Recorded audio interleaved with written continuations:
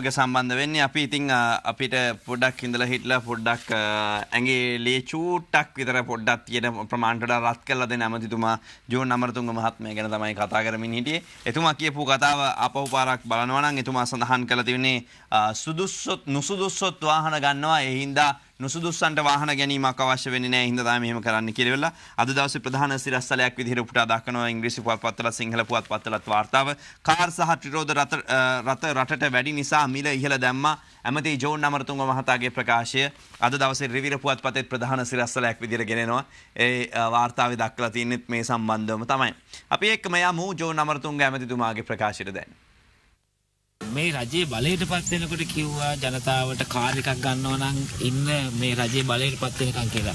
ඕක දැන් වෙලා තියෙන්නේ කාර් එකක් ගන්න බැරි තත්ත්වයට පත් වෙලා කියලා තමයි කියන්නේ. ඒ සුපෝගි භෝගි කාර් තමයි ගන්නවා. ඒක කමන්නේ. කල්ලි දින මිනිස්සු ජෝල ගත්තා වෙයි. ඒ සාමාන්‍ය කාර් වල වැඩි වීමක් හැටි දකින්නේ නැහැ. කොච්චර වගේ වැඩි වෙලා තියෙන්නේ. ඒක නම් මට අදාරියට කියන්න බෑ. මොකද මේවැ ගැසට් පත්තරේ නිකුත් වුණාම තමයි අපිට හරියට බලලා කියන්න පුළුවන් වැඩි වීම කොහොමද කියලා. තව ඒක තමයි ලංකාවේ කාර් වැඩි වෙන පොළොව පැත්තේ යන්න පුළුවන් කුරුණෑගල පැත්තේ යන්න පුළුවන් පුදුමයි වාහන සංඛ්‍යාවක් තියෙනවා අනවශ්‍ය මිනිහත් කාර් ගන්නවා ඒකනේ වෙලා දැන් ඒක මේ සමාජ තරගයක බවට පරිවර්තනය වෙලා අමතකනේ දැන් අවශ්‍ය මිනිහා කවුද කාර් එක අනවශ්‍ය මිනිහා කවුද මේමනේ කාර් එකක් ගන්න ඕනේ තමුන්ට රක්ෂාවේ හැටියට තමයි මූලිකව බලන්නේ දෙවෙනුව තමයි ඉතින් අනිකුත් තමයි සමාජ අවශ්‍යතාවයන් මොනවද කියලා ඕක හරියටම ඉතර කරන්න අමාරුයි මගේ අවශ්‍යතාවය නෙමෙයි තව කෙනෙකුට තියෙන අවශ්‍යතාවය කෙසේ වෙතත් මට නම් පේන විශාල වාහන තොගයක් මේ රටට ගෙනල්ලා. අනිත් පොදු ජනතාව යන වාහනේ තමයි ත්‍රිරෝද රථය කියන්නේ. ඒකෙත් පිළ වැඩිලා බද්ද වැඩිලා තියෙනවා. ඔය ලක්ෂණ නම් කොහොමද දන්නේ නැහැ. දැන් පාරක යන්න පුළුවන්ද කියලා තියෙන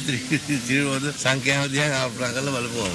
ඒක වෙලාවකට ඒ සංගම් වලින්ම එළියමක් කරනවා දැන් ඇති කියලා. මොකද තියෙන ඒවටත් හරි හැමං විදියට නැහැ කියලා. ඒක ප්‍රොමෙන්ට් කරනවා වෙන ගෙන්නන්න දෙන්න එපා කියලා. නමුත් එහෙම නතර කරන්න බෑ. ඒකට ඉතින් අපි උපක්‍රමයක් තමයි යොදවලා තියෙන්නේ. ගාන ටිකක් වැඩි කරනවා. එතකොට ඒව ගන්න සංඛ්‍යාව අඩුයි. ගාන ටිකක් වැඩි කරලා දින්නේ ගන්නගෙන.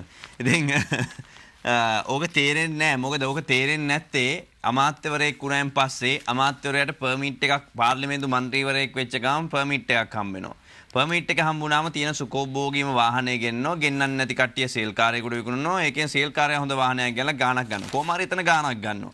ඊට පස්සේ ඇමතිවරයෙක් වුණාන් පස්සේ ඒ මන්ත්‍රීවරයාම එයාට අමාත්‍යාංශික වාහන 4ක් විතර සාමාන්‍යයෙන් දෙන හොඳ සුකෝභෝගී වාහන වලින්.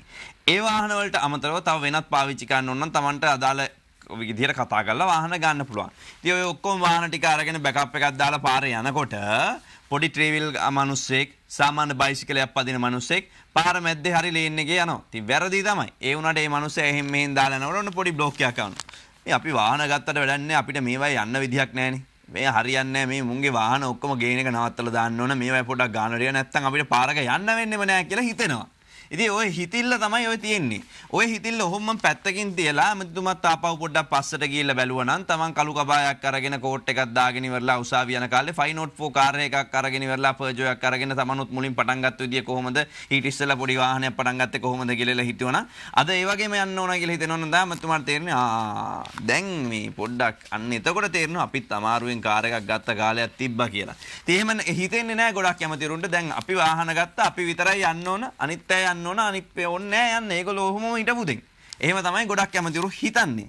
ඉතින් හරි ෂෝක් එහෙම හිතන් ඉන්න එක. ඉතින් ඔය ඇමතිතුමා හැමතිස්සෙම මේ වගේ ජනප්‍රිය මාතෘකා සපයනවා. ගල් ටික ගැලවුවා මන් දන්නේ නැහැ කිව්වා. වාහන වැඩි කරලා තියෙනවා අපි දන්නවා අපි ඕන කමින් කරේ. ඉතින් ඒක සුදුසු නැතිවත් පදිනවා කියලා. වෙන රටවල දැන් ඇමතිතුමා හිතන් ඉන්නේ දේශපාලඥයෝ, වෛද්‍යවරු, ඉංජිනේරුවෝ, දොස්තරවරු, එතනින් ගියාම වෙනත් වෘත්තිකයෝ, ගණකාධිකාරිවරු, නීතිඥයෝ ඒ අය තමයි වාහන වල යන්න ඕන රැකියාවයි උසස් තත්ත්වයයි ඔක්කොමත් එක්ක කියලා. එතකොට කම්කරුවෙක් එහෙම නැත්නම් මොන හරි කොන්ට්‍රැක්ට් එකක් කරන කෙනෙක් ක්ලීනින් කරත් ක්ලීනින් කොන්ට්‍රැක්ට් එකක් කරන කෙනෙක් වාහනය ගන්න හොඳ නැහැ.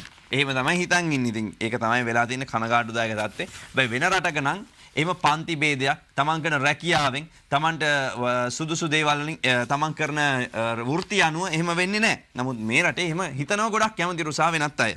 අද පුවත්පතේ සිරස්තලයට එනවා අද දවසේ ජාතික පුවත්